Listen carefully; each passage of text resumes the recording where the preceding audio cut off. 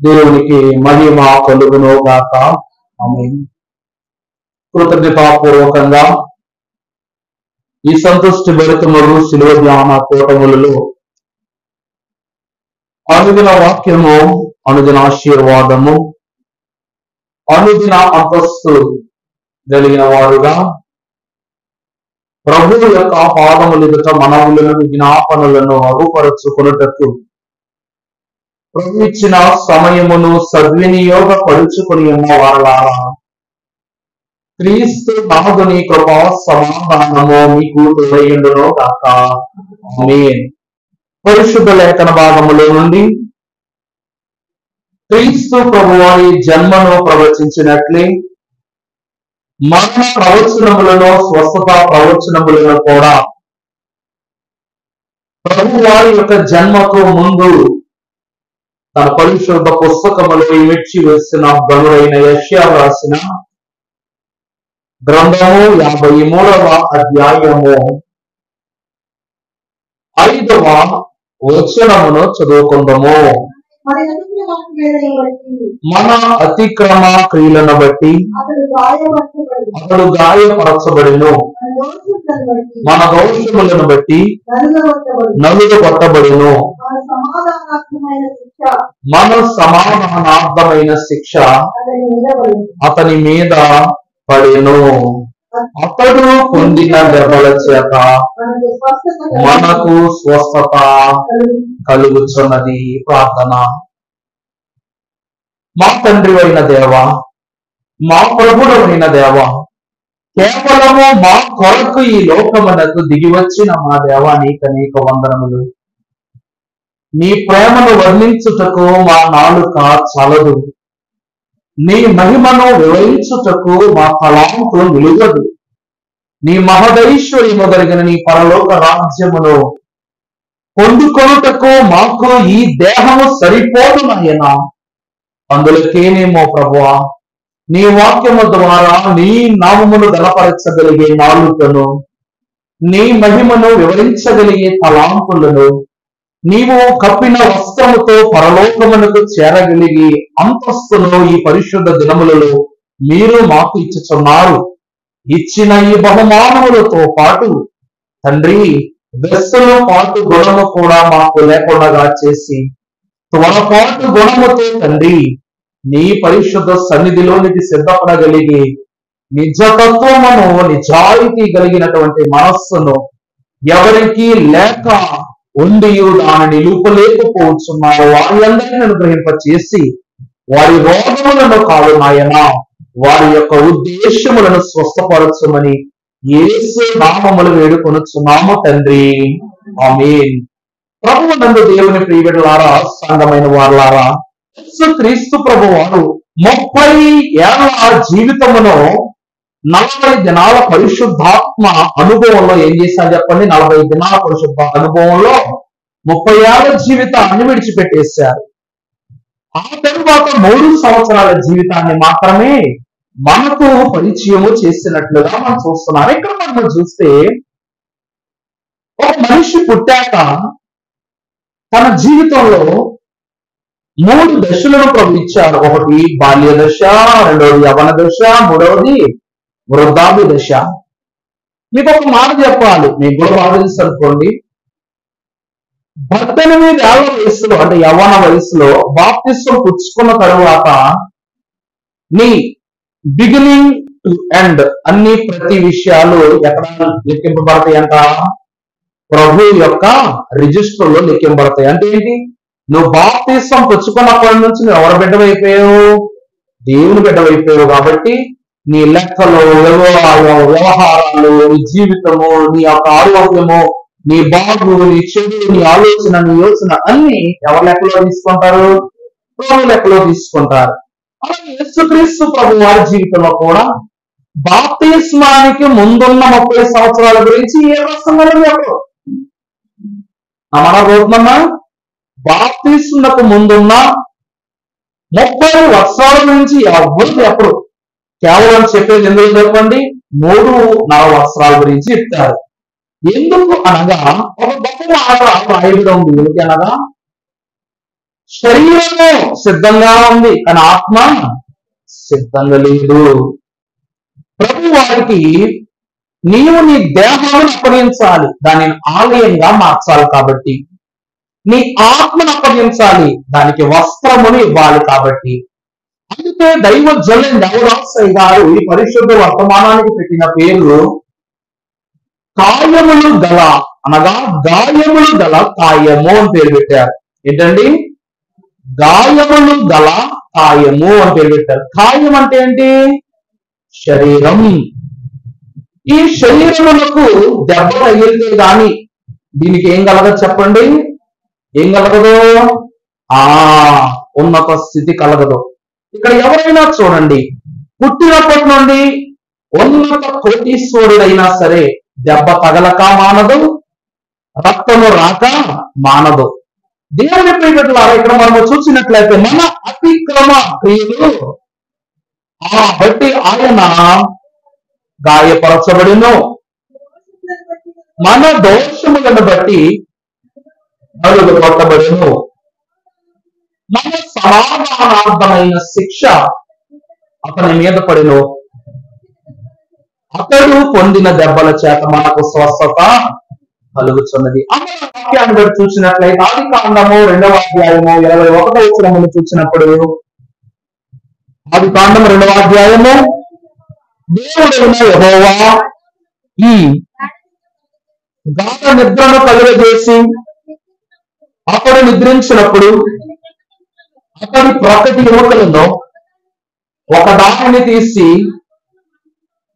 ఆ చోటులో మాంసముతో పూడ్చివేసిన. అలా దేవుని సంగమైన వాళ్ళ సృష్టి ఆవిర్భవించిన తరువాత ఒక పక్షికి ఇంకొక పక్షిని దేవుడు జతగా ఏర్పాటు చేసే విషయంలో మాటతో పక్షినిచ్చాడు, మాటతో సింహాన్ని ఇచ్చారు, మాటతో గొర్రెలనిచ్చారు, మాటతో తోడేనిచ్చారు, మాటతోనే సర్పాన్ని కూడా ఇచ్చారు. కానీ ఆదామునకు మాత్రం మాటతో అవమను ఇవ్వలా. ఎలా ఇచ్చారు అనగా గాయము చేసే ప్రభు ఇచ్చారు. ఆదాము యొక్క కార్యమునకు అతని ప్రక్కలో గాయము చేయుట ద్వారా అవ్వమ్మ జన్మించింది. ఆదాముకు గాయము ద్వారా ఎవరు పుట్టారు? అవ్వమ్మ పుట్టింది.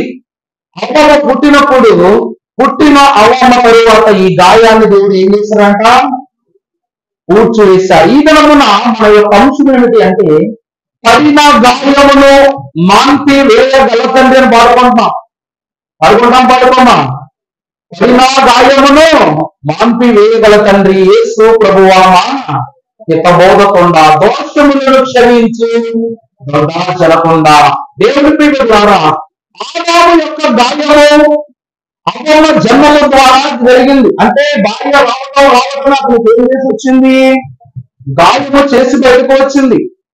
అతని గాయమును దేవుడు దేనితో పూర్తి చేశారంట?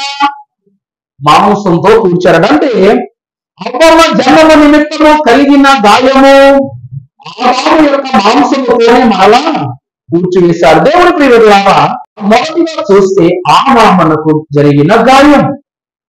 ఆదాముకు గాయమవడం ద్వారా ఎవరు పుట్టారంట? అవ్వమ్మ గారు పుట్టారు. ఇప్పుడు అవ్వమ్మ గారికి గాయమవుతుంది. పరిశుద్ధ లేఖన భాగంలో 3వ అధ్యాయము ఆదికాండము 16వ వచనము చదువుకొని ఉన్నప్పుడు, ఆయన స్త్రీతో నీ ప్రయాసమును నీ గర్భవేదనను నేను మిక్కిలి హెచ్చించదను, వేదనతో నువ్వు. దేవుని ప్రియ ద్వారా ఇక్కడ మీకు 2 సెపరేట్ సంగతులు కనబడతాయి. మొదటిది, ఆదాముకు దేవుడు ఆపరేషన్ చేసినప్పుడు దేవుడు అతనికి ఏం కలిగించాడంట? ఆదాముకి ఏం కలిగించారు? గాఢ నిద్ర. ఈ రోజే దాన్ని ఇంగ్లీష్ లో ఎనస్థీషియా అంటారు. అంటే ఆపరేషన్ చేయటానికి ముందు ఒక ఎనస్థీషియా డాక్టర్ వచ్చి నీకు మత్తు మందు, అంటే నీకు జరిగే ఆపరేషన్ లెవెల్ ను బట్టి ఎక్కువసేపు ఆపరేషన్ అయితే దానికి తగ్గ పవర్ వాడతారు, 1 గంట అరగంట ఆపరేషన్ అయితే దానికి తగ్గ ఎనస్థీషియా వాడతారు. కళ్ళకు వాడే ఎనస్థీషియా వేరు, మడ్రస్ కి కత్తిపోట్లకి గన్నపోట్లకి వాడే ఎనస్థీషియా వేరు, హార్ట్ ఆపరేషన్స్ కు వాడే ఎనస్థీషియా వేరు. అలా పవర్స్ చాలా డిఫరెంట్ ఉంటాయి. దానికి చేసావు అనుకోండి, అది విషంగా మారిపోద్ది అనమాట. నన్ను ఒక మహానుభావుడు, చాలా గొప్పోడు అనమాట. నేను పాదురునని తెలియక ఆ మహాశయుడు నాతో గొప్ప కార్యం చేద్దాం అనుకున్నాడు. అప్పుడు నేను పాదుని అయిపోతే అతనికి కాలు విరిగిపోయింది. అతనికి ఒక యాక్సిడెంట్ లో బోన్ బ్రేక్ అయిపోయింది. బోన్ బ్రేక్ అయిపోతే సుమారు 6 నెలల తరబడి ఇతని యొక్క పిచ్చి చేష్టల వల్ల, అతనిలో బలం లేకపోవడం వల్ల అతని కాలు ఏమైందంట, డాక్టర్ సెట్ చేయడం పక్కగా వెళ్తాం, సెట్ చేయడం పక్కగా వెళ్తాం, సెట్ చేయడం పక్కగా వెళ్తాం, ఇట్లాంటి పిచ్చి పనులని చేశాడు. డాక్టర్ అమ్మ, ఎలాగైతే నీ కొడుకు ఇంకా జీవితంలో కాలు ఉండదో, ఆపరేషన్ ఏం చేస్తే మూలబడి ఉండదు ఆ కాలు, ఇంకా అలాగా దాని అది నయమవుదని చెప్పగానే డాక్టర్ ఒక డేట్ ఇచ్చాడనమాట. డేట్ ఇస్తే ఏం చేశాడు, వాళ్ళ అమ్మగారు ఫోన్ చేసి, అయ్యా ఇలా మా అబ్బాయికి ఇలా అనారోగ్యంగా ఉంది, రేపు ఆపరేషన్ పెట్టుకుందాం అని డాక్టర్ గారు చెప్పారు, అందువలన అసలు మీరు వచ్చి ప్రార్థన చేయొచ్చు కదా అని చెప్పేసి అన్నారన్నమాట. చెబితే వెళ్ళి ప్రార్థన చేసినప్పుడు వెళ్ళిపోతుంటే వాళ్ళ అమ్మగారు, ఉండండి అయ్య గారు టీ తీసుకొస్తాను, ఒక నిమిషం ఉండడానికి. సరే కూర్చుంటే ఈయన తలబట్టుకుని అమ్మో అమ్మో అంటున్నాడు. ఏంది నేను దానికి చేసిన ప్రార్థన తేడా కొట్టింది ఏంది అనుకున్నా ముందు. ఏమైందన్నా, ఏమైందయ్యా అని అంటే అంటున్నాడు, తట్టుకోలేకపోతున్నాను, నొప్పి తట్టుకోలేకపోతున్నాను, నువ్వేమనుకోకుండా నాకు కాస్తంతా వాళ్ళు ఎక్కడ బట్టలు తెచ్చిపెట్టి అంటున్నాడు. అన్నాడు ఇప్పుడు సన్నోసుడు నిజంగాను, నువ్వేమనుకోకుండా నాకు ఒక మందు బట్టలు తెచ్చిపెట్టి అన్నాడు. ఇదే సమాధానం చెప్పాలా అంటే వీడికి నొప్పి వస్తుందంట. ఆ నొప్పి తగ్గడానికి వాడు ఏం తాగుతున్నట్టున్నాడు, మందు తాగుతున్నాడంట. అంటే మహానుభావుడు నీకు దండం అని చెప్పేసి వాళ్ళు ఇచ్చి టీ కూడా పుచ్చుకోకుండా వచ్చేసాను. నేను వచ్చేసి ఆమె ఫోన్ చేసి, ఏంటయ్య గారు టీ కూడా కాకుండా వెళ్ళిపోయారంటే, నాకు టీ కూడా నువ్వు వెళ్ళావు, నీ కొడుకు నాకు ఫుల్ ఇచ్చాడు అమ్మ బాబు, నీకు నిజంగా మానాత అని చెప్పేసి వచ్చేసా. అంతే తర్వాత రోజు ఆ వీధి గుండా వెళ్తున్నా, ఆపరేషన్ ఎలా జరిగింది అనుకున్నావా, వెళితే వెంటనే ఆమె బయట కూర్చుని తల మొత్తుకుంటుంది అనమాట. ఇలాగా ఏంటి సంగతి అంటే, 1 గంటలో ఆపరేషన్ అనగా ఎక్కడి నుంచి తెప్పించుకుని తాగేశాడంట. ఏం చేశాడండి, ఎక్కడి నుంచి తెప్పించుకున్నాడు, జ్యూస్ తెప్పించుకుని తాగేశాడంట. తాగేస్తే అనస్థీషియా డాక్టర్ వచ్చి ఇంజక్షన్ చేయడానికి హ్యాండ్ ఇలా తీసి ఇంజక్షన్ పొడిస్తున్నప్పుడు హ్యాండ్ ఇచ్చేస్తుంటే చర్మం అంతా మెత్తగా అయిపోయిందంట. ఏమైపోయిందండి, మెత్తగా అయిపోయిందంట. ఏందిలా జరిగిందని చెప్పేసి బ్లడ్ శాంపుల్ తీసి కలిసిస్తే ఆ రక్తంలో ఏమో జ్యూస్ ఉందన్నమాట, ఆల్కహాల్ ఉందన్నమాట. అప్పుడు వెంటనే పరిగెత్తుకుంటూ వచ్చి, ఏమో సార్ నాకేం పని లేదనుకుంటున్నారా, ఇంత పొద్దున్నే నన్ను పిలిపించారు ఆపరేషన్ అదని చెప్పి, వాడేమో తాగి పెడుతున్నాడు, వాడికి ఆపరేషన్ చేస్తే మన మీద కేసు అయ్యిద్దని చెప్పేసి ఈమె కోపం ఇచ్చి వెళ్ళిపోతే ఈ డాక్టర్ అలా మంది ఇచ్చాడంట. అమ్మా నేనేమని చెప్పాను, మీ ఊరికి తిండి కూడా కట్టవద్దని చెప్పాను నేను ఆపరేషన్ అను కాబట్టి, నీ కొడుకు వెంటనే ఏం చేసావు, మందే పోసి తీసుకొచ్చావా, మరి మేమెందుకు ఇంకా ఆ కాలేజీకి బాగోద్దని ఆపరేషన్ చేయకుండా ఇంకా. ఎందుకంటే ఈ అనస్థీషియా ఆల్కహాల్ ఆల్రెడీ బాడీలో పొల్యూట్ అయిపోయింది కాబట్టి ఆపరేషన్ చేసాడు. అనస్థీషియా ఇచ్చామనుకో, రెండు ఏమైపోతాయి, శరీరం నల్లగా అయిపోద్ది, రక్తం అంతా ఏమైపోద్దండి, విషం అయిపోద్ది. అప్పుడు వాడి కాలుకి ఆపరేషన్ కాదు, ఇంకా దేనికి ఆపరేషన్ చేసినా బ్రతకడు. ఈ కొడుకు ఎట్లాంటి ఘనకార్యం చేశాడు, తీసుకుని వెళ్ళిపో అర్జెంట్ గా, ఇంకెప్పుడో మా ఆసుపత్రికి తీసుకురావద్దు అని చెప్పేసి డాక్టర్ పొమ్మాడు. ఆమెను అడిగా, ఇలా చేశాడంటే తప్పుగా అనుభవకమ్మా, నన్ను తెమ్మన్నా నీ కొడుకు. ఇంకా గొప్ప చిత్రం ఏంటంటే, అందుకే నన్ను మీకు చెప్ప పెట్టుకొని వెళ్ళిపోయినాను అన్న. దేవుడి ప్రియమైన అగ్రహారంలో చూసినట్లయితే గౌడైన ఆదాము మహిమా దేహములో ఉన్నప్పుడు ఆదాము శరీరము మీద మాంసము లేదు. బాగా గమనించాలి నా మాట, అర్థమవుతుందా? ఆదాము దేవుని పోలిక చొప్పున ఈ భూమి మీదకి వచ్చాడు. అంటే అప్పుడు ఆదాముడు ఏ దేహం, పుట్టినప్పుడు ఆదాముడు ఏ దేహం, మహిమ దేహం, ప్రభు పోలిక, వెలుగుగా వెలుగుతున్న వాడయ్యండి, మహిమ వస్త్రములతో కప్పబడిన వాడయ్యండి, సమస్తమును తన అధికారము చొప్పున భద్రపరుచుకున్న వాడై ఉన్నారు. నా మాట కూడా చెప్తా వినండి. అటువంటి ఆదామునకు తన శరీరములో నుండి మాంసమును తీయుట అన్న క్రమము అక్కడ జరిగినదే లేదు. వాక్యమును బట్టి మనకు తెలియదు. కానీ ఈ రోజుల్లో కొత్త క్రమాలు వచ్చినాయి.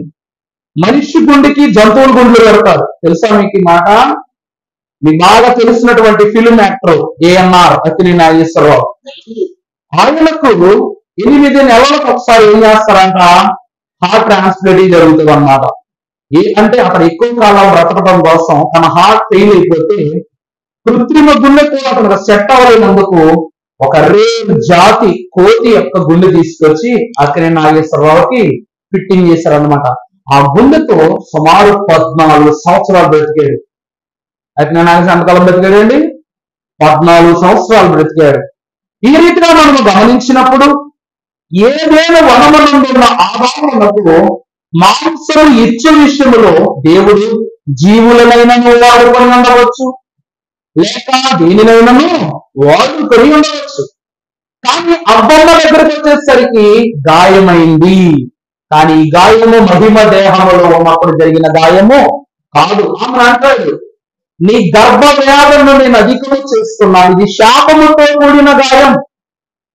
అప్పుడు ఆమె ఒక మాట అంటది, పరిశుద్ధ లేఖన భాగంలో చూసినప్పుడు 16 చదవండి.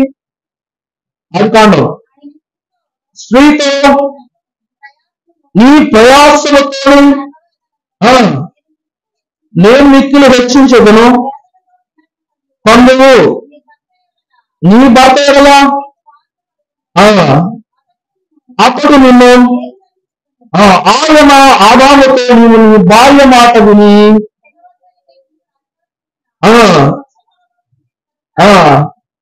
నీ నిమిత్తము నేల.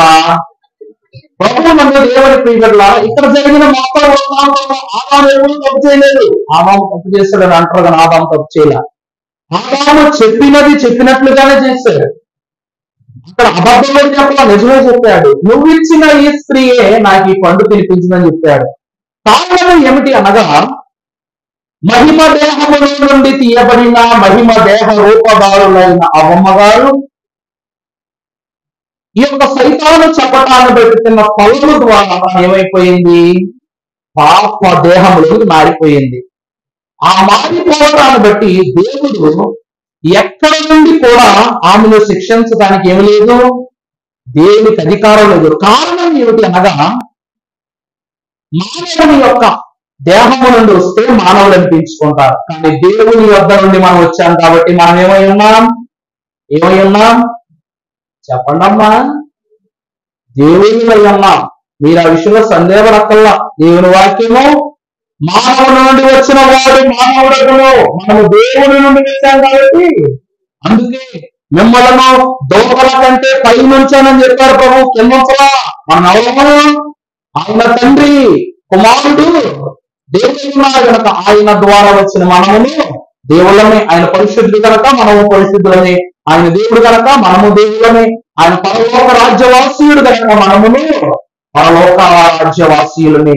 ఇక్కడ మనం చూసినట్లయితే ఆదాము నుండి వచ్చిన అవ్వమ్మ మహిమ దేహంతో ఉన్నది కాబట్టి ఆమెకు శాపము నిశ్చితపోలేదు. అందుకే ప్రభు ఏం చేశారంట, ఆమె నుండి రాబోయే వాళ్ళకు శాపం ఇచ్చారంట. అర్థమవుతుందండి? ఆదాము నుండి వచ్చిన అవ్వమ్మలకు శాపము నిశ్చిత ద్వారా ఏ ఉపయోగం లేదు. అనగా ఎలా ఉంటుందంటే, యోగు తన జన్మమును తనే శపించుకున్నట్లు దేవుడు ఇచ్చిన మహిమను తానే శపించినట్లు అవుతుంది. కాబట్టి దేవుడు దేని శపించాడంట, అవ్వమ్మ నుండి రాబోయే తరాన్ని శపించాడంట. అది గర్భము. అందువలన ఆ శాపము ద్వారా యెహోవా దయ వలన ఆమె మనుష్యుని మాత్రమే సంపాదించుకుంది. ఇక్కడ మనం చూస్తే మరి ఈ గర్భము అనే వేదన, ఈ గర్భము అనే గాయం పోవాలంటే మనం ఏం చేయాలి? పరిశుద్ధ లేఖన భాగంలో యోహాను సువార్త 16వ అధ్యాయము 21వ వచనం చదువుకుందాము. యోహాను సువార్త 16:21 బాగా గమనించాలి. స్త్రీ ప్రసవించినప్పుడు ఆమె గడియ వచ్చెను గనుక ఆమె వేదన పడును. అయితే శిశువు పుట్టగానే లోకమందు నరుడొకడు పుట్టెను. ఆమె ఆ వేదనను మరి జ్ఞాపకము. ప్రభువును దేవుడి ప్రియబిడ్డలారా, ప్రభు అయినటువంటి దేవదేవుడు ఇశ్రాయేలులో ఒక మాట అంటారు, ఇశ్రాయేలు యోగా విషయంలో ఒక మాట అంటారు. యోగా చేసినటువంటి పాపము తరతరములకు ప్రభువుకు ఏమైనది? జ్ఞాపకమై ఉన్నది. ఏమైనదండి? అతడు చేసిన దోషం ద్వారా తన తరతరాలను ప్రభు ఏం చేసుకున్నాడంట? జ్ఞాపకం ఉంచుకున్నాడంట. వాళ్ళని చూడగానే ఈ దోషం గుర్తొస్తుంది. దేవుడి ప్రియబిడ్డలారా, ఈ విధంగా మనము ఒక గొప్ప మాట అనుకోవచ్చు. అవ్వమ్మ గారు తీర్పులో నిలబడింది, కానీ అవ్వమ్మ గారు ఏమనలేదంట, ఏమైనా నాకేం ఎందుకు ఎంత శిక్ష చేసావు నువ్వు? నేనేం తప్పు చేశాను? పండు తినటం తప్ప, పండు తినటం తప్ప నన్ను ఈ సర్పం మారింది, దానికే కదా శిక్ష నాకేసావే నడవచ్చుగా. కారణం ఏంటి అంటే, తప్పు చేసినది ఎవరైతే వారికి తగ్గ శిక్షణ ప్రభుత్వారు. ఇంకొక కొన్ని చోట్ల ఎంత విచిత్రం ఏంటి తెలుసా? కరోనాలో మీరు ఆలయాలు తెరవద్దు అన్నారు కదా. అప్పుడు అన్ని మందిరాలు, సుమారు చాలా మందిరాలు మూసేశారు. కొన్ని ప్రాంతాలు ఏమన్నా ఎలా జరిగింది తెలుసా? షార్ట్గా వెళ్ళి ప్రార్థన చేసుకున్నారంట. సంతోషమే. ఇంకా తర్వాత విచిత్రం ఏమైంది అంటే, కరోనా తగ్గిపోయాక చేసుకుని దేవాలయాలు ప్రార్థన చేసుకున్నట్టు అప్పుడు రోజు తీసి పెట్టుకున్నారంట కొంతమంది. ఏ అంటే, కరోనా గుడిలో ఆ వస్తువు మీద, ఈ వస్తువు మీద, ఈ బైబిల్ మీద, ఆ బైబిల్ మీద, తల మీద వేసుకునే సులుగుర్తుల్లో తైలం మీద కూడా ఏముంది? కరోనా ఉంది, అందువల్ల బాబోయ్ నేను ఎలా అన్నాను. చచ్చిపోయేట్లుగా వచ్చినప్పుడేమో సాగంటే ఏముంది, నా మట్టుకైతే బతుకుని తీసుకొని వెళ్ళిపోయావా? ఆ మరణాంధకార రోగం తగ్గిపోయాక అమ్మో నా ప్రాణాల మీద నాకు తీపి, నేను ఎవరంటే ఎవరైనా ఆగిపోయావా? మరి ఈ క్రియలను ప్రభు ఉపేక్షిస్తారంటారా? అమ్మమ్మ యొక్క దోషము తను గ్రహించింది కాబట్టి గర్భవేదం చేసే ప్రభు గ్రహించలేకపోయి ఉండుంటే అసలు స్త్రీ సంతతిని ఈ భూమి మీద ప్రభు ఉంచేవాడు కాదు. దేవుని ప్రియబిడ్డలారా, ప్రభువైన దేవదేవుడు యోహాను సువార్త 16:21 ఎవరు రాస్తున్న చదవవచ్చారా మాట? నీవు ప్రసవించినప్పుడు ఆమె గడియ వచ్చిన అక్కడ ప్రభు అవమ్మకు చెప్పిన మాట, స్త్రీ అనగా అవమ్మ. ఇక్కడ ఏ తల్లి అయినా అవమ్మే. అర్థమవుతుందండి? క్రీస్తు పుట్టిన గడియ వరకు, మరియమ్మ గారి యొక్క స్థితి వరకు ప్రతి తల్లి అవమ్మ గర్భంతోనే బ్రతికింది. అవునా కదా? ఒకప్పుడు మంత్రస్వాములుగా ప్రసవాలు చేస్తుంది, నొప్పులు వెళుతున్న వాళ్ళందరూ ప్రసవాలు చేసేవారు. ఆ రీతిగానే స్త్రీ ప్రసవించినప్పుడు ఒక గడియ వచ్చిన కనుక అయితే శిశువు పుట్టగానే నలుగురు పుట్టెను. చాలండి, ఒక నరుడు పుట్టాడంట. పుట్టగానే ఆమె ఆ వేదన ఏం చేసుకోలేదు. యేసు క్రీస్తు ప్రభువారు కన్యమయ్య గర్భాన్ని జయించిన తరువాత ఈ సృష్టిలో స్త్రీ ప్రసవ వేదన ఏమైపోయింది చెప్పండి? తగ్గిపోయిందనగా స్త్రీ గర్భమును గాయమునకు వేదనకు మందు ఎవరంట? యేసు క్రీస్తు ప్రభువును నరుడు. ఆదాము అవ్వమ్మకు జన్మనిచ్చి మాంసముతో తన యొక్క దేహమును తండ్రి ద్వారా కూడిస్తే, అలాగుననే స్త్రీకి కలిగిన వేదనను తన కుమారుని జన్మతో ఏం చేశారంట? ప్రభు పూడ్చి వేశారంట. ఆ గాయాన్ని పూడ్చి వేశారంట. చూసారా? ఇలా రెండు గాయాలకు తండ్రి ఏం చేశారు? మందు ఇచ్చారు. రెండవది కుమారుడు మందు ఇచ్చారన్నమాట. ఇక మూడవది గమనించుకున్నప్పుడు సంఖ్యాకాండం 21:26 కూర్చున్నప్పుడు, సంఖ్యాకాండము 21:26 కాదు.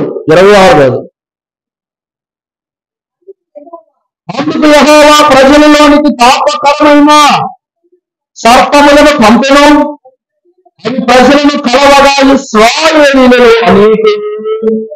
దేవుని ప్రియబిడ్డలారా, మూడవది ఏమిటి అనగా, ఓ సర్పమా, చిచ్చి నువ్వు కాళ్ళు పోయి, ఏం పోయి?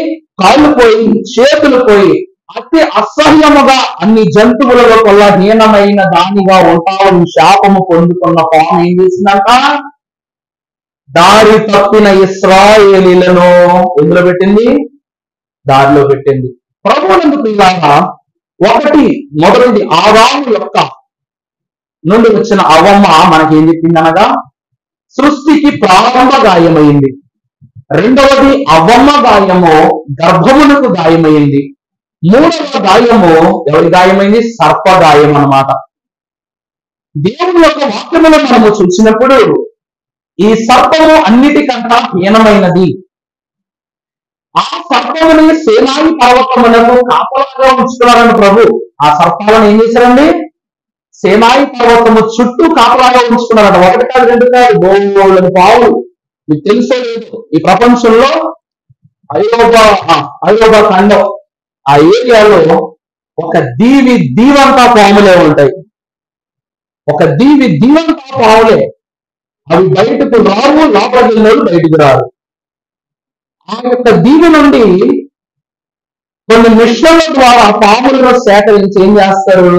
వాటి యొక్క విషయం ద్వారా మందులను తయారు చేస్తారు. ప్రాణాంతకమైన వ్యాధులకు మందులు తయారు చేస్తారు. ఇక్కడ మనం చూసినప్పుడు ఈ సేనాయి పర్వతముల దగ్గర భక్తుడైన మోషే తన మందలను తీసుకుని ఏం చేయించేవాడు? సేనాయి పర్వతం చుట్టుపక్కల మోషే తన మందలు తీసుకెళ్లి ఏం చేయించేవాడు? పచ్చికను వేయించేవాడు.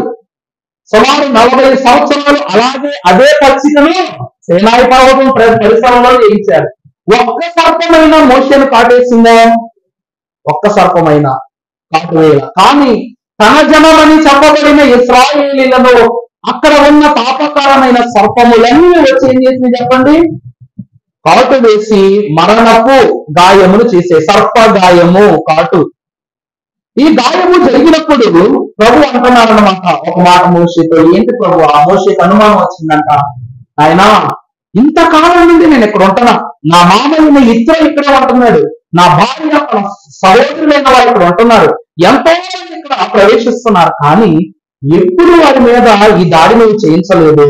నీ జనానికి ఈ స్థితి, ఈ గతి పట్టించడానికి గల కారణం ఏంటని ప్రభు అడిగినప్పుడు అన్నారంట, సర్పము ద్వారా వచ్చిన దోషము సర్పముతోనే పోవాలి అన్నారంట.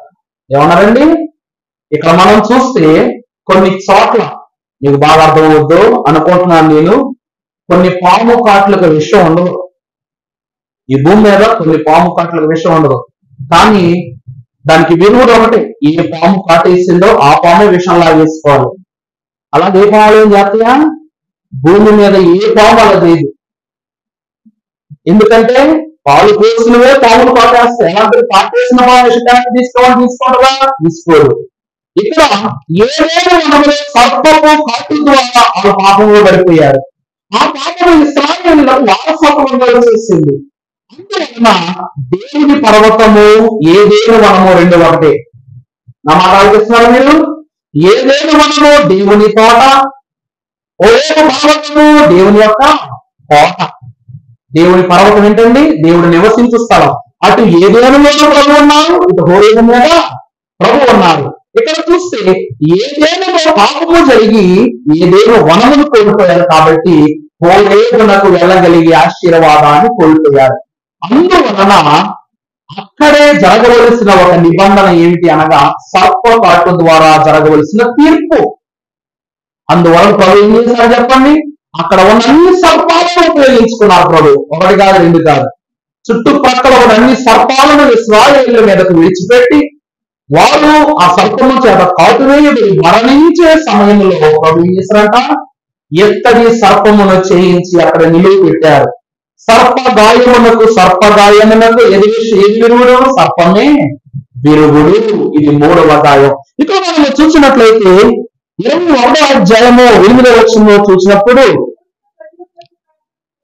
ఇక్కడ బాగా గమనించండి.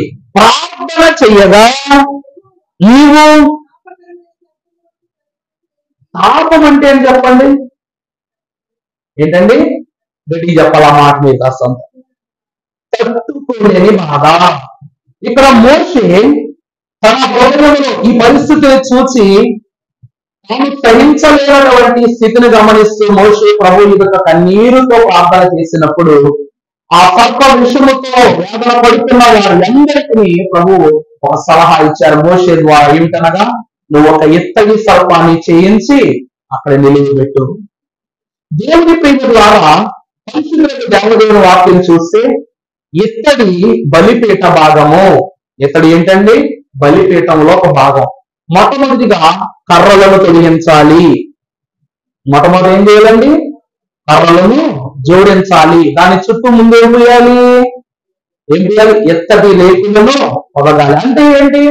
విశ్వాసి యొక్క దేహానికి అనగా కర్ర అంటే ఎవరైనా చెప్పాను గతంలో చెట్లు కర్ర చెప్పా, గుర్తుందో మీకు?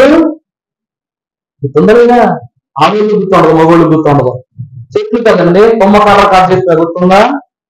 మామిడి పళ్ళన్నీ వచ్చి నువ్వే రాజుగా ఉందంటే అబ్బాయి నేను ఉండాలనుకోని అలాగన్నారా? కథ గుర్తుందో లేదు, సర్లే మళ్ళా చెప్పడంటే ఏం లేదు. అనగా కర్ర మానవునికి గుర్తు. ఈ కర్రకు మొట్టమొదటిగా ఏమి తొలగింపబడింది? ఇత్తడి. అనగా దేవుని ప్రియబిడ్డలారా, ఇత్తడి స్వస్థతకు గుర్తు. ఆ ఇత్తడి సర్పమును చేసినప్పుడు దాన్ని చూసిన వారు ఎలా బ్రతికారు? విశ్వాసి మీద కూడా సర్ప విషయము పనిచేయదని చెప్పుటకే ఇత్తడి రేకును పొడిగించారు ప్రభు. తర్వాత దానిపై బంగారు రేకును తొడిగింపజేసి దానిని పూర్తి చేశారు. ప్రభు దేవుని ప్రియబిడ్డలారా, దేవుని సంఘమైన మనము నీతి, నిజాయితీ, నిత్యత్వము, దేవుని మహిమ అనేటువంటి ఇత్తడి స్థితులను మనం ఏమై ఉండాలి? ధరించుకునే వారమై ఉండాలి. ఆ తరువాత బంగారముతో ప్రభు మనం ఏం చేస్తారు? ప్రతిష్ఠించుకుంటారు. అందువలన సర్ప విషము ఇత్తడితోనే తీసివేయబడింది. ఇది మూడవ గాయం. ఆ తర్వాత నాలుగవది మనము చూసినప్పుడు యోగు భక్తుడికి కలిగిన గాయం. ఎవరికి కలిగిందండి? యోగు గాయములను మనము చూసినట్లయితే ఈ యోగు యొక్క గాయములన్నింటినీ ఎవరు కట్టారంట? ఎవరు కట్టారు చెప్పండి? ప్రభువుని కట్టిన వారుగా కనబడుతున్నారు. యోగు పడుతున్న హింస చూసి, శోధన చూసి పనులు వచ్చి యోగుకు ఒక్కరైనా ఫస్ట్ ఎయిడ్ చేయటమో లేకపోతే మందు పూయటమో పట్టు కట్టడమో చేశారా? ఇక్కడ చేయలే. ఇక్కడ మనం బాగా గమనించాలి. యోగు హీనుడిగా ఉన్నాడు, దిగిపోతున్నాడు, దోంగలుగా ఉన్నాడు. ఇది కాదు మనం పోవాల్సింది. ఆపత్కాలమున యెహోవా నీకు తోడై ఉన్నారు, ఉత్తరమిచ్చేవారై ఉన్నారు. అక్కడ యెహోవా కంటే ముందు భార్య ఉంది, యెహోవా కంటే ముందు పనులు ఉన్నారు, యెహోవా కంటే ముందు తన యొక్క సహోదరుడు, స్నేహితులైన వారు ఉన్నారు. ఈ ఒక్కరిలో ఒకరైనా వచ్చి అయ్యో యోగు ఎలా ఉన్నవేంటి, ఆ రక్తం ఏంటి, ఈ యొక్క దేహం ఏంటి ఎలా అయిపోయింది, ఒక నిమిషం ఆగు, నేను కాస్త వెళ్ళి ఎన్ని ఔషధం తీసుకొస్తాను ఒక్కరైనా అన్వా. దేవుడు ఆదరణ యోగులకు గాయము చేసినప్పుడు యోగుకు అర్థమైన సంగతి ఒకటి ఏంటి అనగా, నా ప్రభువును విడిచిపెట్టు అని చెప్పడానికి ఎంతమంది ఉన్నారు, కానీ నా ప్రభువు చేసిన గాయమును తగ్గించడానికి మాత్రం ఒక్కరు కూడా లేరు. యోగుకు కలిగిన గాయం ద్వారా ఏమవుతుంది తెలుసా? నేను నా దేవుడినే తప్ప వీళ్ళెవ్వరి ద్వారా నేనేం కాను, రక్షింపబడను. నా దేవుడు తప్ప నా గాయాలను ఇంకెవరు కట్టరు అని నిర్ణయించుకున్నాడు. పరిశుద్ధ గ్రంథంలో చూస్తున్నప్పుడు 5వ అధ్యాయము యోగు గ్రంథము 18వ వచనం చదువుకున్నప్పుడు, ఆయనే గాయపరచి గాయములను, ఇప్పుడు గాయము చేసినది ప్రభు యెహోవానే ఇచ్చెను, యెహోవానే తీసుకున్నాడు. ఆ గాయాలను ప్రవహించాడు, ఆ గాయాలను ప్రభువే. యోగు నమ్మకమే నిజమైంది. దేవుని ద్వారా ఆదాము గాయము తనకేం తెలియజేసిందో తెలుసా? ఏమని తెలియజేసిందో తెలుసా? దేవుడు నా నుండి సృష్టిని తీశాడు, మానవ సృష్టిని తీశాడు, కానీ నాకు కలిగిన గాయాన్ని ఎవరు పూర్తి చేశారు? నా దేవుడే పూర్తి చేశారు. అలాగనే అవమ గాయము ద్వారా మనకి ఏం తెలుస్తుందంటే, నా గర్భము నుండి వేదనను పుట్టించారు, కానీ ఆ వేదనలో నుండి ఏం పుట్టించారు? వంశావళులను పుట్టించారు ప్రభు. ఇక మూడవది సర్పముల దగ్గరకు మనం వస్తే, ఈ సర్పములు నన్ను కాటు వేసినప్పటికీ ఈ సర్పముల ద్వారానే దేవుడు నాకేం చేశాడు? స్వస్థతనిచ్చాడు. అంటే ఈ ముళ్ళు ఆ ముళ్ళుతోనే తీయాలని, అంతేకాదు ముళ్ళుతోనే తీయాలి. పాపము ముళ్ళును ప్రభు పాపములో తీశారే తప్ప కొత్తగా ఏమి చేయాల. అలాగే సర్పము విషముతో నింపబడినటువంటి మానవ ఉద్దేశములను పాపకరమైన సర్ప విషము ద్వారా ఇతడి సర్పములు ప్రతిష్ఠించి ప్రభు తీశారు. ముళ్ళు నుండి ముళ్ళుతోనే తీయాలంటే విషమును విషంతోనే తీసేశారు.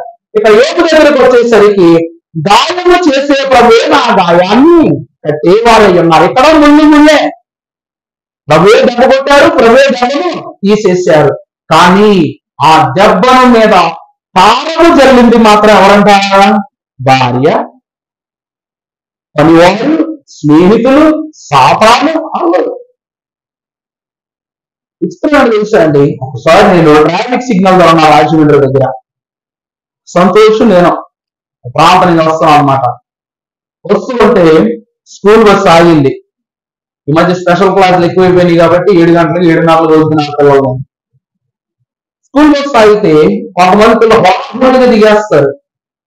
ఉన్నది ఎంత దూరం అయినా దవ్వి మంది దిగేస్తున్నప్పుడు ఒక పిల్లలు బ్యాగ్ ఏమైపోయింది, ఆ హుక్కు కొండిపోయింది అనమాట. అది అట్లా గాల్లో ఏలాడుతున్నాడు. మా బండి ఏమో కొన్ని కోసాల దూరంలో ఉంది. ఉంటే ఈ బస్సులు కదిలిపోయాడు. ఈ పిల్లడు డోర్ని ఇలా కొడుతున్నాడు కానీ ఈ స్పందనలా. వీడి పక్కనే ఆడు పెద్ద అసాధ్య తమ్ముళ్ళ ఉన్నాడు. ఆ పక్కన నిలబడ్డా, బండి ఆ బస్సు పక్కనే నిలబడ్డాడు. నిలబడితే వీడు ఇలా కొడతాం, వాడు చూసి కూడా చెవుల్లో ఈడి ఫోన్స్ పెట్టుకుని పాటలు వింటున్నాడు అనమాట. తర్వాత వెంటనే అక్కడ ఒక ఆయన కారులోంచి దిగి, అంత ట్రాఫిక్ లో కారులోంచి దిగి వచ్చి ఆ పిల్లలు తీసేసి రోడ్డు దాటిచ్చాడు. దేవుని ప్రియుల ద్వారా దేవుని యొక్క నామాన్ని బట్టి మన యొక్క ఉద్దేశాలను మనం ప్రభు ఎదుట ప్రతిష్ఠించుకుంటే మనకు అర్థమవుతా ఉంది. పక్కనే ఏది జరిగినా మనం గ్రహించుకోం. కానీ ఎక్కడి నుండో వస్తారు కొంతమంది, వాళ్ళు చేస్తారు. కొంతమంది ఏమిటి అనగా, నేను చిన్నప్పుడు ఒక ట్యూషన్కి వెళ్ళేవాడిని. ఆయన ఉన్నాడో లేదో తెలియదులే. ట్యూషన్కి వెళ్ళేటప్పుడు నాన్నగారు మమ్మల్ని తీసుకుని ఇంటికి వెళ్ళేవారు, లేకపోతే మమ్మీ వచ్చి తీసుకెళ్లేవారు. నాతో పాటు 2 అమ్మాయిలు వచ్చేవారు. మా చెల్లి నేతో పాటు ఆ వీధిలోనే 2 అమ్మాయిలు ఉండేవారు పిల్లలు. అందులో ఒక అమ్మాయి నాకంటే పెద్దది, ఒక అమ్మాయి మా చెల్లి తోటి స్టూడెంట్ అన్నమాట. వాళ్ళ నాన్నగారిని పంపించి పిల్లలు తీసుకురామంటే ఈయన ఏం చేసేవాడు తెలుసా, జ్యూస్ పార్టీ ఉండేది అనమాట. అదేంటో ఆ టైంకి దొరుకుద్ది ఆయనకి. పిల్లల్ని తీసుకోక ఆ 2 పిల్లల్ని మాకు అప్పు చెప్పేసి జాగ్రత్తగా వెళ్ళిపోండి వెళ్తుందని చెప్పేసి ఆయన పని మీద పోయేవాడు. ఆ 2 మాకు జడ్జి చేసి ఆయన పని మీద వెళ్ళిపోయేవాడు అన్నమాట. దేవుని ప్రియ సంగమా, అంత దౌశ్యపు బుద్ధితో ఉండటం వలన దేవుని ఆశ్రయించని పక్షాన మనకేం కలుగుతా ఉన్నాయి చెప్పండి? ఇటు గాయాలు కలుగుతున్నాయి. ఇది యోగుకు కలిగిన గాయం. యెహోవా ఇచ్చెను, యెహోవాయే తీసుకునేను. యోగు యొక్క అనుభవం. ఇక ఆఖరిగా మనము చూసినప్పుడు యోహాను సువార్త 8వ అధ్యాయము 11వ వచనం ముగింపు. 8వ అధ్యాయము 11వ వచనం యోహాను సువార్త. అందుకు యేసు, నేను నీకు శిక్ష విధింపను, నీవు వెళ్ళి ఇక పాపము చేయకని. రాళ్లతో కొట్టబడబోతున్న స్త్రీ, రాయితో గాయము. ఈమె ఎవరంటండి? రాళ్లతో కొట్టబడబోయే స్త్రీ. ఈమె గాయములను అక్కడ ప్రభువు చూస్తున్నాడు. ఇక్కడ సంగతి ఏమిటి అంటే, పడిగా ఆమెను లేవనెత్తడానికి ప్రభు ప్రయత్నం చేయలేదు, కానీ పడి ఉన్న ఆమె ఎదుట ఏమో రాస్తున్నారు ప్రభు. నా మాట అర్థమవుతుందండి? ఎవరైనా పడిపోయారు ఏం చేస్తాం మనం? పట్టు లేవమంటాం. కానీ ప్రభు ఏం చేస్తున్నారు అంటే, ఆయన వంగి ఏమో రాస్తూ ఉన్నారు. అది ఏమో దేవునికే తెలుసు. కానీ ఇక్కడ మనం చూసినప్పుడు అక్కడ అంటారు, ఏమ్మా నేను ఎవరో పట్టలేదా అని అడుగుతారు. ఇక్కడ జరిగిన గాయం ఏమిటి అనగా, లోకములకు ప్రభు చేసిన గాయం. ఈమె ఏం చేసింది అంటే, ధర్మశాస్త్రములకు గాయం చేసింది. అందుకు ధర్మశాస్త్రం ఏం చేయాలి? ఈమెకు గాయం చేయాలి, అంతే కదండి. ధర్మశాస్త్ర నిబంధనకు ఈమె పాపముతో గాయం చేసింది కాబట్టి ఈమె పాపములకు ధర్మశాస్త్రం గాయం చేయబోతుంది. ఇప్పుడు దీన్ని మీరు ఎలా సమర్థిస్తారు ప్రభువుని అడిగినప్పుడు, ప్రభు అంటారు, సమర్థిస్తున్నా నాకేం ఇబ్బంది లేదు, మీ ధర్మశాస్త్ర విధానం ప్రకారం గురించి చనిపోయింది అన్నారు. చంపండి అంటే ఇప్పుడు రాయెత్తిన వారికి ప్రభు చెప్పారు ఏమని, మీలో ఏ తప్పు చేయనోడు, ఏ పాపము చేయనోడు మొదట రాయండి అన్నారు. ఈమె వ్యభిచరించి పాపము చేస్తే మీరు వ్యభిచారులకు మించి ఇంకెన్ని తప్పులు చేసుకుంటారు. ఈమె కనబడింది కాబట్టి వాళ్ళు ఇచ్చిపోతేస్తున్నారు, మీరు కనబడాల. ఒకవేళ మీరు కనబడితే మీకు ఇదే శిక్ష కదా. ఆ శిక్షను దృష్టిలో పెట్టుకుని తప్పు చేయనోడి మీద రాయండి అన్నారు ప్రభు. అంటే దేవుడు ధర్మశాస్త్రము చేయబోయే గాయాలకు ఈ వ్యభిచరించిన స్త్రీ ద్వారా ఏం చేశారంట? ధర్మశాస్త్రానికి గాయం చేశారంట. తప్పు కాదమ్మా. ఎందుకో చెప్పనా? మోషే, భక్తుడైన మోషే ఇశ్రాయేలీయుల క్రియలను చూసి పలకల మొదలుపెట్టాడు ఆ రోజే. అప్పుడు ప్రభు, మోషే ఎంత కష్టపడి రాసిస్తే అన్నారు ప్రభు. అందులో ఎందుకు అనగా మోషే నీతిమంతుడే, పలకలు నీతిమంతుడే, కానీ పలకలు అనుసరించబోయే వారు మాత్రం నీతి తప్పిపోయినారు కాబట్టి ఇవి వారికి తగదని ప్రభువుకు తెలుసు. ఆ రీతిని ఈ దినమైన ధర్మశాస్త్రమును అడ్డముగా పెట్టుకుని ఈమె తప్పు చేసింది, అక్కడ తప్పే ఉంది, కానీ చెప్పేవారు మాత్రం ఏం లేదా తప్పు చేయాల. ప్రభు వారు ఏం చెప్తున్నారు అక్కడ? ప్రభువు మోషే ఇద్దరు నీతిమంతులు, కానీ ఇశ్రాయేలు ఏమన్నారు? నీతి తప్పిన వారు ఉన్నారు. అలాగే ఇక్కడ ఈ వ్యభిచరించిన స్త్రీ శరీరమును అమ్ముకున్నది అయితే అక్కడ రాళ్ళు పట్టుకున్న వాళ్ళందరూ ఆత్మలను అమ్ముకున్న వ్యభిచారులు. అందువల్ల ప్రభు అన్నారు, మీరు ఎవరైతే తప్పు చేయలేని వాళ్ళు ఉన్నారో ఆత్మను అమ్ముకోకుండా జీవించిన వాళ్ళు ఏం రాయన్నారు. దేవుడు ఏం చేశారు తెలుసా? గాయము చేసి ధర్మశాస్త్రానికి గాయం చేశారు. ఆ గాయము ద్వారా ఈ వ్యభిచరించిన స్త్రీకి ఏం చేశారు? నయం చేశారు. నిన్న ఎవరో కొట్టలేదా అమ్మా? నేను కూడా కొట్టను, వెళ్ళు, మంచిగా బతుకు, దేవుని బిడ్డలా బతుకు అని చెప్పేసి పంపించేశారు. అక్కడ ఏం జరిగింది చెప్పండి? గాయము జరిగింది, స్వస్థత జరిగింది. ఇక నా తర్వాత మనము చూసినప్పుడు ప్రభు వారిని అరెస్టు చేయడానికి వచ్చిన సైనికులు చెవు తెగ నరికారు. ఏ శిష్యుడైనా సరే వెనకొట్టినారంట. ప్రభువుని పెట్టుకెళ్ళిపోతున్నారు. పదం రాయేసేద్దాం అనుకునే గ్యాప్ ఏం చేశాడంట పేతురు? ఆయన వేసేసాడంట శివుని మీద ఒక వేటు. అప్పుడు నరకడం నరికేస్తారు. ఈ నరుకుడు ద్వారా శిష్యులందరూ పారిపోయారు. యేసుక్రీస్తు ప్రభు వారి సిలువ దగ్గర ఎంతమంది కనబడతారండి శిష్యులు? 3 శిష్యులే కనబడతారు. ఎంతమంది కనబడతారు? 3 కనబడతారు. యాకోబు, యోహాను, పేతురు, మగ్దలేని మరియా. ఆమె శిష్యురాలు, శిష్యుడు కాకపోయినా శిష్యుడు రాయే. ఈ 3 కనబడతారు. మిగిలిన వాళ్ళు ఎక్కడుంటారు, ఎక్కడ దాక్కున్నారు, ఏమైపోయా ఎవ్వరికి తెలియదు. ఇక్కడ మనం గమనిస్తే ప్రియులారా, ఆ చెవు నరకడము, ఆ నరికిన చెవులు దేవుడు ఎందుకు స్వస్థపరచాలి? అవునా కదా? ఇప్పుడు ప్రభు ఆ వచ్చిన సైనికులు సామాన్యులు కాదు, వారు రోమియులు, ధర్మశాస్త్రంలో ఉన్నవారు, పాపములు కలిగి ఉన్నవారు. అటువంటి పాప యొక్క చెవు నరకటంలో తప్పే లేదు. కానీ ప్రభు నరికిన చెవునకు అప్పుడే స్వస్థ ఎందుకు ఇచ్చాడు అంటే ప్రభు ఏమన్నా తెలుసా? సంఘము, ఆత్మ సంఘములతో చెప్పుచున్న మాట చెవి గలవాడు మన చెవునే నరికేశాడు కదండి పేతురు. ఆ చెవుడు ఏం చేశాడు? పేతురు నరికేశాడు. మరి ఆత్మ చెప్పే మాట ఎలా ఉంటుంది? ఇప్పుడు ప్రభు సిలువలో అనగా ప్రభు 7 మాటలు సిలువను ఇచ్చినప్పుడు ఆ 7 మాటలు చెప్పేది వినబడవు. ఇక్కడ మనం గమనిస్తే యోహాను, యాకోబు, పేతురు, మగ్దలేని మరియా, కన్యైన మరియా, పరిచారకులు, శతాధిపతి, సైన్యాధిపతులు, సైనికులు వాళ్ళనా తప్ప చాలా మంది శిష్యులకు ఆ 7 మాటలంటే కూడా తెలియదు. మన అర్థం అవుతుందండి? ఆ 7 మాటలంటే మిగిలిన శిష్యులు తెలియదు. అనగా ఆత్మ చెప్పుచున్న మాట చెవి గల వాడు వినను గాక. వీళ్ళకి చెవి నుండి కూడా వినల. కానీ మీకు ఒక మాట చెప్పమంటారా? ప్రభువు చేసిన కార్యము ద్వారా ఆ సైనికుడు కూడా ప్రభు వారి మాటలు వినటానికి వచ్చాడు సిలువ దగ్గరికి. ఈ రోజు నువ్వు అంగవైకల్యం ఉన్నోడువే కావచ్చు, నీ శరీరం సాగరించలేకపోవచ్చు, ఏది ఉన్నా లేకపోయినా దేవుడు మనకు ఆశీర్వాదకరంగా కొన్ని అద్భుతమైనటువంటి అవయవాలు ఇచ్చాడు. ఒకటి కన్ను, 2 చెవులు. ఈ భూమి మీద వీళ్ళ గురించి ఒక మాట చెప్తానండి. కళ్ళు లేనోడు మార్గం చూపించాడు. ఆయన ఎవరండి? Louis Braille. ఆయన ఎవరమ్మా? Louis Braille. అంటే బ్రెయిల్ లిపిని కనిపెట్టారు. అక్షరం అంతా చుక్కలు కింద ఉంటది. ఇలా చేయి పెట్టిన కడుక్కుంటారు. అది ఇది బి అర్థమైపోతుంది అన్నమాట. అంటే కళ్ళు లేని వాళ్ళు దారి చూపించారు.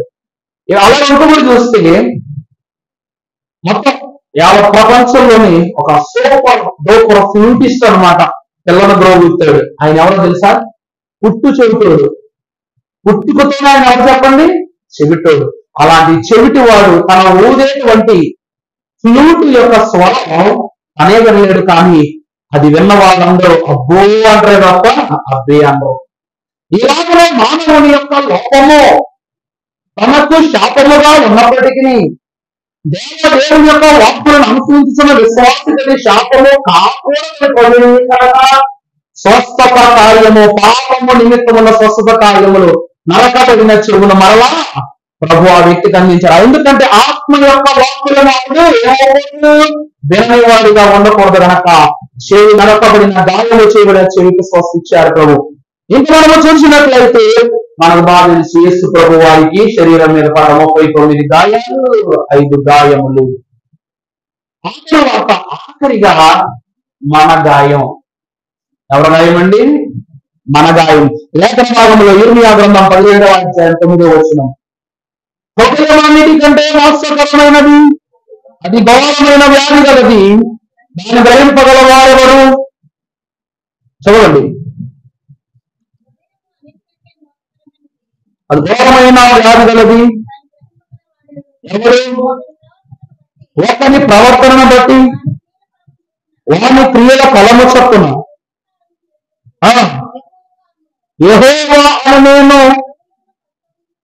యెహోవా నేను హృదయమును పరిశోధించువాడను, ఆమె అంతరేంద్రియములను పరీక్షించువాడను. చాలండి. దేవుడు దేన్ని పరీక్ష చేస్తున్నారు? దేవుడు అందరినీ కదమ్మా, దేవుని పరీక్ష చేస్తున్నారు. అనగా షడ్రకు, మేషకు, అబేద్నెగో అనేటువంటి 3 అన్నదమ్ములు. ఇప్పుడు మీకు వాడు చెప్పనండి, ఊరు ఫిల్బాబయ్య గారు 3 పేర్లు కూడా వస్తూ ఉంటారు. చూడడానికి బురకలే కానీ అమ్మో వాళ్ళ పనులు, వాళ్ళ చేష్టలు. 3కి నేను పెట్టుకున్న పేరు షడ్రకు, మేషకు, అబేద్నెగోలు. అంటే 3 in 1, 3 ఆలోచన మీద ఉండడం. మిషన్లో అయ్యారు 3 మాటలను పెట్టారంట. దేవుని ప్రియమైన ఇక్కడ మనం చూస్తే షడ్రకు ధనుడైన భక్తుడు, మేషకు అనుసరణీయ భక్తుడు, అబేద్నెగో అన్నల మాట జవదాటని భక్తుడు. ఈ 3 అన్నదమ్ములు ఎలాగంట? అన్న ముక్కుసూటి మనిషి. రెండవ తమ్ముడు ఏమిటనగా అన్న మాటను జవదాటలేదు. ఇక 3వది ఏంటంటే అన్నలు ఏది చెప్తే నేను అదే చేస్తానని ముందుకు వేసుకుని భీష్మించు కూర్చున్నవాళ్ళు. ఈ 3 రాజు మాట నమ్మరు, రాజ్యంలో కుటుంబీకుల మాట నమ్మరు, అధికారుల మాట నమ్మరు. రాజు విగ్రహం పెట్టుకుని నన్ను పూజించండి అని చెప్పినప్పుడే షడ్రకు నిర్ణయించుకున్నాను, నేను పూజించను అన్నాడంట. ఇప్పుడు అన్నీ మేషకి ఏమన్నాడు? మా అన్న ఏ చెప్తే నేను అదే చేస్తా అన్నాడంట.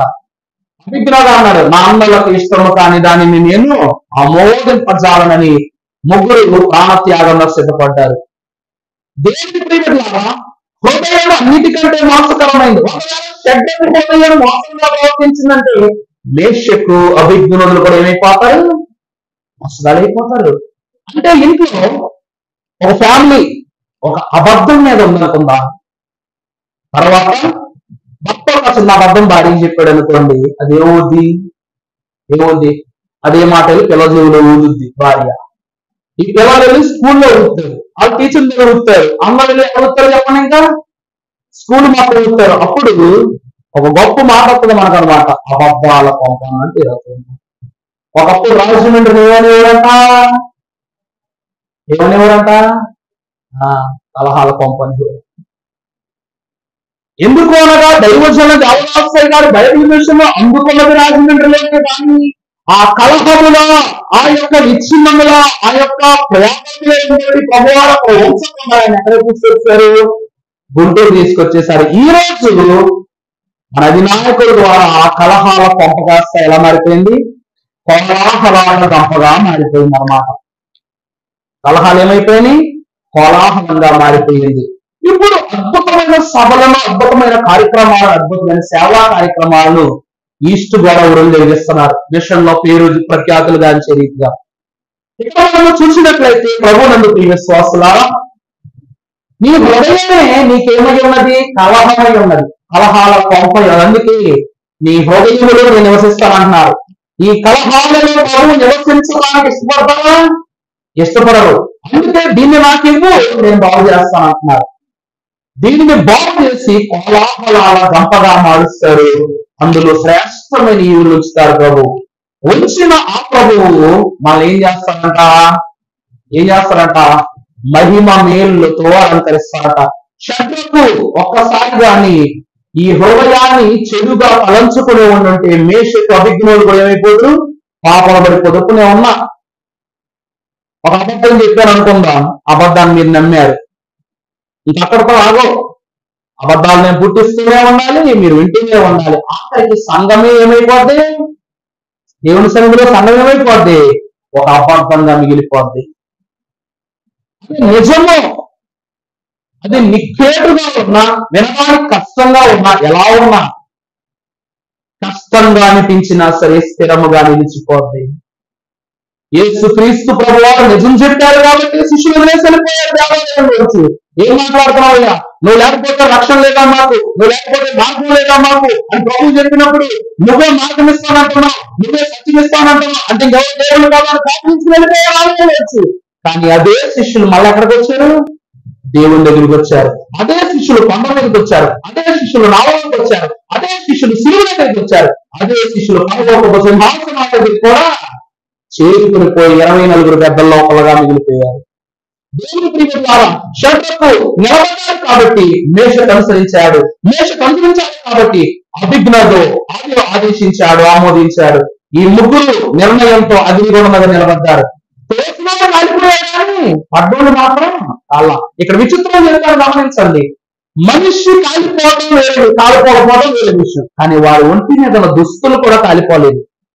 ఒక్క భారత దేశం కూడా కాలిపోలా. కారణం ఏమిటి అనగా దైవజనులు అన్నారు, నువ్వు ప్రార్థనాపరుడైతే, మిమ్మల్ని ఏమంటాను నేను, తెల్లబాట్లు వేసుకురండి, తెల్లబాట్లు ఎందుకు అంటాను తెలుసా, నీ బట్టల్లో నీ ప్రార్థన ఉంటుంది. అర్థమవుతుందండి?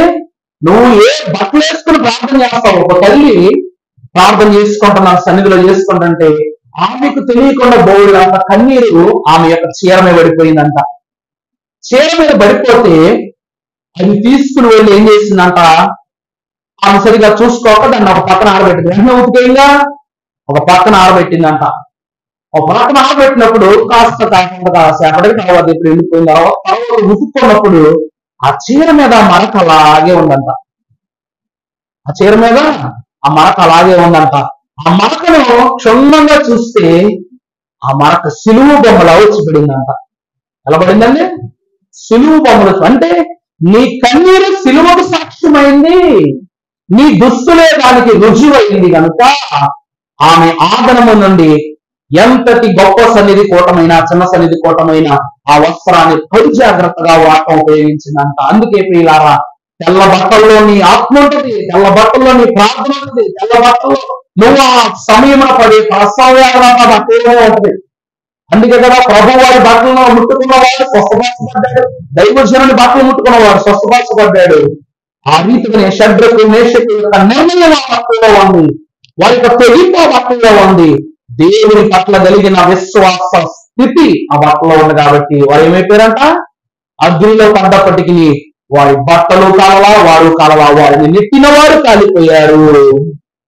అంటే లోకము గాయములు చేసింది, కానీ లోకమే ఆ గాయములో పడి నాశనం అయిపోయింది. ప్రియులారా, దేవుని ప్రియులారా, సంఘమైన మనం అగ్నిలో బ్రతుకుతున్నాం. పుట్టడమే అగ్నిలో బ్రతుకుతున్నాం. అగ్నిలో బ్రతుకుతున్నాము కదా అని అగ్ని లాంటి శ్రమలు మనల్ని ఏమీ చెయ్యలేవు అనుకున్నట్లుగా మనం జీవిస్తే షడ్రకు మేషకు అభిజ్ఞుడుల్లా మనము ఖచ్చితంగా ఈ లోకంలో నిలబడలేం. నిప్పులతో పనిచేసేవాడు. ఇప్పుడు మీరు ఇక్కడ చాలా మంది లేము గారు వాళ్ళు బజ్జీలు వేస్తారు. మీరు బాగా చేయి తిరిగిన బజ్జీలు వేసేవాడిని ఎప్పుడేం చూసారా? వాడి చేతులు ఎప్పుడేం చూసారా మీరు? మా ముత్తేశ్వరంలో నేను చిన్నప్పుడు ఉండే ఊర్లో ఒక హోటల్ ఉంటది, గాయత్రి హోటల్స్ అని ఉంటది. అక్కడ ఒక వంటడు ఉంటాడు, వాడే సుమారు 14 సంవత్సరాల నుంచి అండి నేను అక్కడ పోతున్నా. ఆ పొట్ట అలాగే ఉంది, వాడి వస్త్రధారణ అలాగే ఉంది, వాడు కట్టే తలకట్టు అలాగే ఉంది, వాడు వేసే స్టైల్ అలాగే ఉంది. చాలా బాగా చేస్తాడు దీన్ని.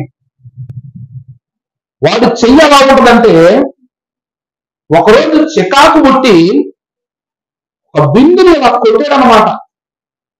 అచ్చలా పడిపోయింది బిందు మీద.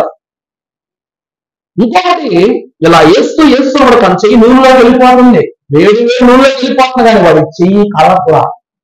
అంటే ఆ వేడి తాపమంతా తన చేతికి తగిలేసి ఏమైపోయింది? చెయ్య రాయిలా అయిపోయింది. ఆ వేడి, ఆ ఉద్రేకం, ఆ ఉద్వేగం, ఆ మంట ఏం తెలియకుండా. అలాగే విశ్వాసి కూడా పాపం పాపం పాపం పాపం పాపం కడుపు దట్టుకుపోయారనుకో ఏమైపోతారు? చేతికి తెలియని స్థితిలో ఉండిపోతారు. హృదయము మోసం చేస్తున్నంత కన్నా మోసపోతారు. ఎప్పుడైతే ఆయన నీ మాట ఎందుకు వినాలన్న ప్రభు మాట వింటానని మొదలు పెట్టావనుకో, శ్రమ నిన్ను ఎలా చుట్టినా, శోధన ఎలా చుట్టినా, ఎన్ని గాయాలు చేసినా నీ గాయములు యావత్తును ప్రభు ఏం చేస్తారు? తొలగించి వేస్తారు. ప్రభునందు ప్రియులారా, మనిషి పుట్టిన తరువాత శోధన పడాలి. మనిషిగా పుట్టిన తర్వాత శ్రమ అనుభవించాలి. అలా అనుభవించిన వాడే భూమి మీద గొప్పవాడు అవుతాడు, దేవుడు విడనిపించుకుంటాడు. గనక దేవుని సాధకులుగా, శక్తిమంతులుగా, రక్షణ భాగ్యముతో, కాయము మీద పడిన గాయముల ద్వారా వచ్చిన ప్రార్థన అనేటువంటి విరుగుడుతో మీరందరూ ప్రభువులో సాగగలిగే మహిమ, ధన్యత, త్రిత్వ దేవుడు మీకు అందరిని అనుగ్రహించును గాక. పరిశుద్ధానికి